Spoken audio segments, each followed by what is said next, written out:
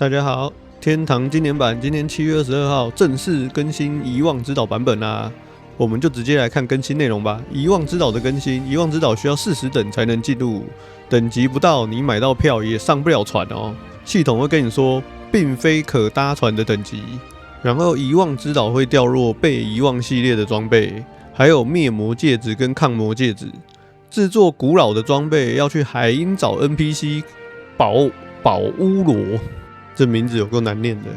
他在海鷹倉庫的旁邊，他制作古老裝備就是被遺忘系列的裝備一個，再加上古代的卷軸就可以進行制作，不用再額外投入任何的金幣。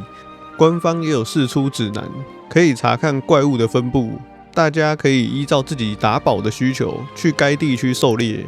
接着就是古老的裝備能力調整，我覺得他根本不用特別寫這個公告，因為你就是今年版的新版本。你裝備是多少強度就是多少強度，管它以前原本是多少，反正你有沒有寫，大家也會說你是魔改版啊。再來就是宙斯的石頭高輪，這就是官方之前 Q&A 說的，一般武器強化到某個程度就可以直接銜接魔法武器。在威頓村營火旁邊有一個新的 NPC 石頭高輪，跟他說話可以使用+9武器去兌換+7的魔法武器。但需要大量的金幣跟2種全新的材料，黑色血痕跟鋼鐵原石。公告說古丁地間還有火窟歐瑞地區都可以打到，我幫大家查好百科了，基本上就是火窟跟歐瑞會有。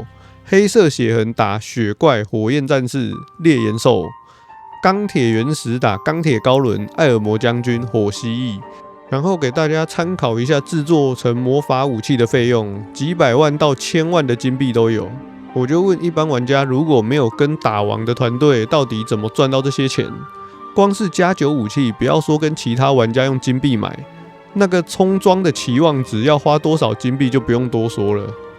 更何況是上周不少玩家還把金幣拿去充冰涼武器，就算身上有+9武器，哪來的金幣可以制作啊？不知道上周努力充+10冰涼武器的人，這周看到這個更新有什麼想法？再來就是傭兵系統。佔領城池的血盟現在可以雇傭城堡傭兵，每支傭兵1小時1萬塊。攜帶的傭兵數量是看魅力的，簡單說就是你寵物能帶幾隻，傭兵就能帶幾個。+10武器強化加成，官方提升+10與+11的武器效果。+10武器+2額外傷害加成，+11比+10再+3額外傷害加成，所以是+5額外傷害加成。其實也不用那麼麻煩，反正只要知道+10武器+3額外傷害加成，+11武器+5額外傷害加成，這樣就可以了。網咖優惠更新，官方復刻守護系列的飾品了，當初沒有買到的，這次要把握機會了。然後有額外增加一個遺忘之島的回憶，負重可以增加250，就跟說話之島的回憶一樣。因為大家包季的春之氣息也快要結束了，春之氣息也有增加250的負重。不知道有多少人會因為這個遺忘之島的回憶，它增加250的負重去購買沙漏等羽毛，改善被遺棄之地。提升變盾的武器掉落率。今天更新之前，我是60個小時18個盾器。今天開始計算看看到底會不會打比較多盾器哦。另外還有增加怪物的數量，看來官方也發現它增加了地圖範圍之後呢，怪物並沒有增加的這回事。最後就是其他改善事項。死亡懲罰回復經驗值 99.9%， 調整為 97.5%。其實不用這麼記，只要知道說你去找神女回復的經驗值就是補回 4.875% 就可以了。再來就是艾爾摩法師會掉落天使魔杖，還有持有城堡的血盟現在也可以競標盟屋、持有盟屋跟販賣。其他的修正項目就不是特別重要了。接着就是官方有在發布一篇伺服器轉移詳細說明的公告。有轉移伺服器需求的朋友，請先詳細看公告內容。再來就是因為官方開放新伺服器的關係，所以他又將舊的伺服器進行限制創角咯。各位朋友再看看自己所在的伺服器有沒有在名單中。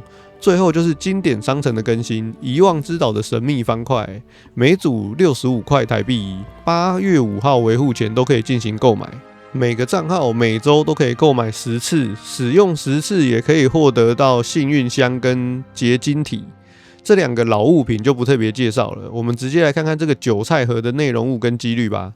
獨角獸的角 0.5%， 灰燼也是 0.5%， 光明的鱗片是 1%， 其他的物品講白話一點就是來湊 100% 幾率的。再來就是伺服器轉移交換券，650塊台幣，每波轉移時段可以購買一個。第一波轉移的相關物品都會在7月29號維護時刪除。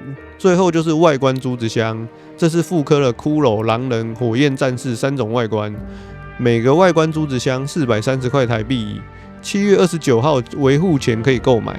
好了，以上就是今天的影片內容，感謝大家觀看。大家對於這周的更新內容有什麼想法，都可以在底下留言分享哦。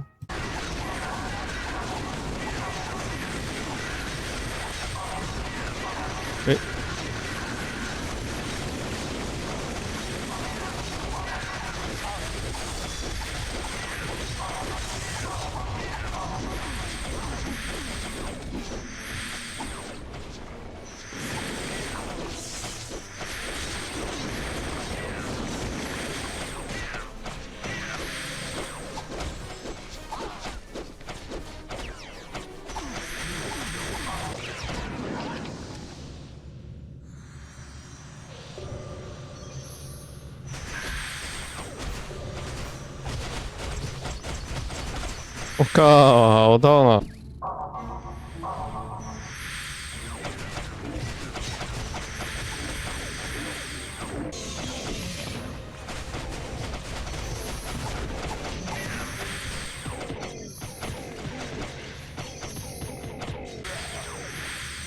！3下4下面。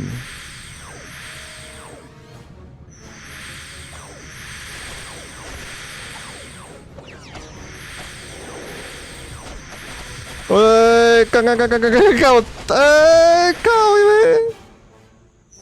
我操，有要這麼極限就是了，幹，要這麼極限就是了，靠腰。現在是打架嗎？對啊，吃4色打架。